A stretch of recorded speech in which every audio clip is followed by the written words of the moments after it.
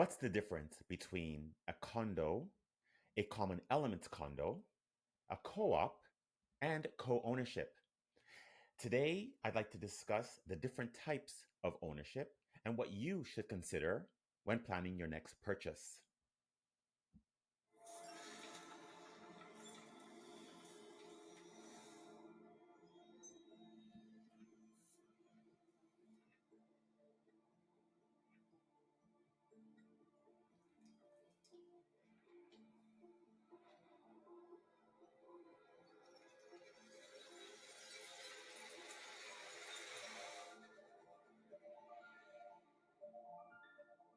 Welcome to another episode of Building Wealth Through Real Estate, Brick by Brick. My name is Nico James Bach. I am a broker with Royal LePage Signature in downtown Toronto. My contact information will be in the notes. I'll provide a link where you can contact me directly through the social media, as well as through email or text message. So let's get started. With regards to ownership, we will start with freehold. Freehold is widely known by most people, and it involves the ownership by deed of a detached home, a semi detached home, a townhouse. And the ownership is whole. It's wholly owned by the person purchasing the property, and you receive a deed. The property itself has an individual PIN number with that is registered at land titles. Usually, it is just one PIN.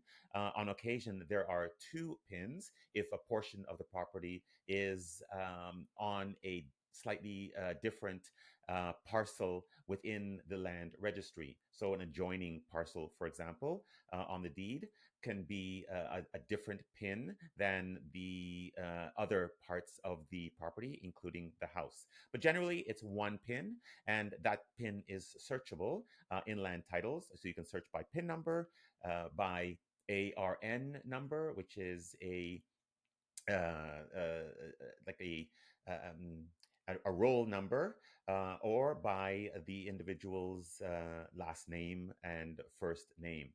So that's freehold. Now, I want to talk about the different types of ownership when ownership is shared. So we have, to begin with, the first type of ownership, also very commonly known, is the condo. So, if we talk about a condominium, we're talking about you owning a unit in a building or condominium community. It could be a townhouse community, and you receive a deed for this unit within that condominium, and you own an interest in the common elements of the building with your fellow condo owners. So common elements can be the elevator, the hallways, a outside amenity like a gazebo. There could be an indoor pool, an outdoor pool, a gym. So in short, there are various elements that make up the condominium, and these are common to all condo owners. So the unit has a PIN, a unique PIN number, and if the unit is owned together with a parking space or a locker, each individual component of that ownership has a unique PIN number. So the unit has a PIN, the parking, if owned, has a PIN number, as well as a locker, if owned, has a unique PIN number. All of these are tied and grouped together under the unit owner's name. So it's one form of shared ownership where the unit is owned, the unit parking and or a locker are owned by the unit owner, and the unit owner has exclusive use of condo elements, common elements. with other unit owners. So there's a board of directors. There's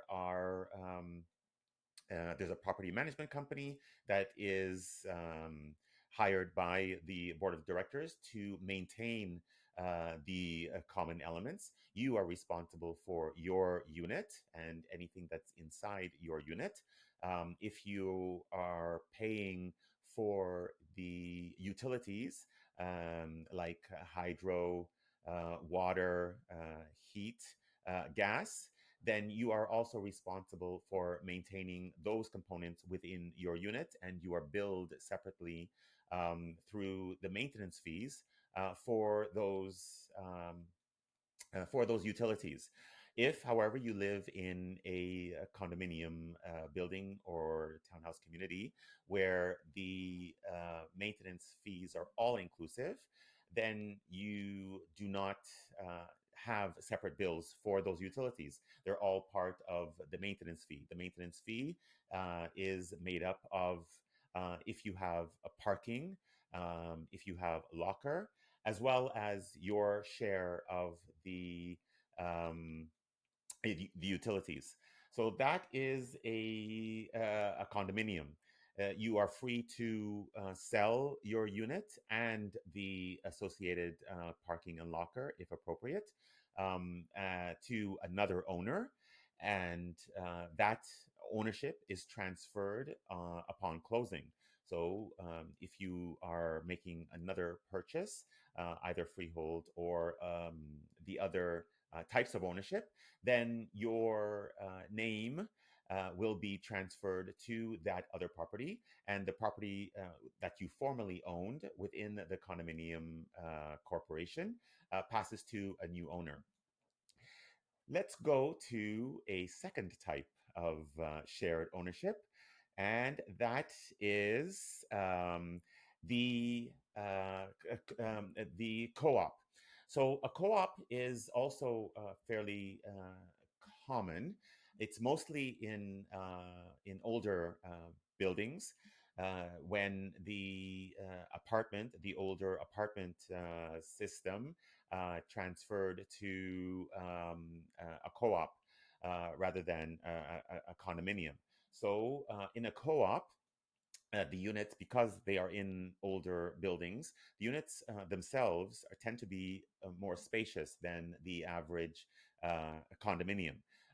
The main difference between the ownership type, however, is whereas a condominium, you own the unit, and each component of that condominium is deeded separately.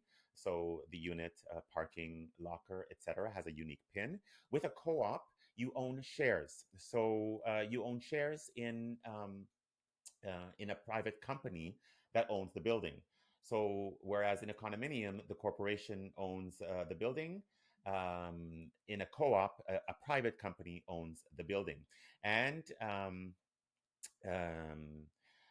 by owning those shares, you are given exclusive use of um, common elements, as well as parking and or a locker within that building. So when you are selling that that those shares, then the new owner has to be approved by the board. So whereas you are free to do whatever you like in terms of selling a condominium, with a co-op, it requires approval from the board because you are selling shares and not the actual unit. Number three, a third type of shared ownership is a co-ownership. Similar to a co-op, in a co-ownership, you own a percentage of the building. So not shares, but a percentage of the building itself, and your name, as in addition to the names of other uh, owners of a percentage of that building, are all on title. So it's a long list, depending on the size of the building, the number of units within that building. It could be a fairly lengthy list. In a condominium, it's just one name, yours and another owner if you have a co-ownership with another person. But with a co-op or with a co-ownership, all of the names of the unit residents go on title. So that's the main difference between co-ownership, co-op, and condominium. Um, but like a co-op, you have exclusive rights to a unit in the building, and potential owners may be interviewed or pre-screened by the board, similar to a co-op. Financing for the last two types of co-ownership, so co-ownership and co-op, financing can be challenging simply because there's less um, to that the finance company can attach themselves to, or to provide financing for, because it's not an actual piece of property. It is either shares or a percentage of a property. Financing can be difficult. There are some financial institutions that do grant mortgages for co-ops and co-ownership. The down payment requirement is larger than for a condominium, and it's simply more challenging. Another form of co-ownership that is not widely known or understood is the common elements condo. So the common elements condo is kind of like the best of both worlds between freehold and condominium. And we leave aside co-ownership and co-op, um, which provide less of, let's say, a pride of ownership, simply because you're owning different components as opposed to an entire unit or property. So a common elements condo is a structure, a freehold structure, so a townhouse, a detached home, or a semi-detached home that is entirely freehold, the structure itself. So you're responsible for the maintenance and the upkeep of that structure. However, it's that structure is on a piece of land, and there are other components of that land, like driveways, walkways, um, public parking or visitor parking. And there is also garbage removal. There are also common mailboxes. So these common elements are tied to the land and are maintained by a condo corporation. So typically, the fees for a common elements condo are lower than a typical condominium co-op or co-ownership arrangement, simply because the part that is shared by all owners is relatively small compared to a condominium or co-op community, where there are more amenities, typically like a pool, a concierge, a gym, for example. With a common elements condo, it's only the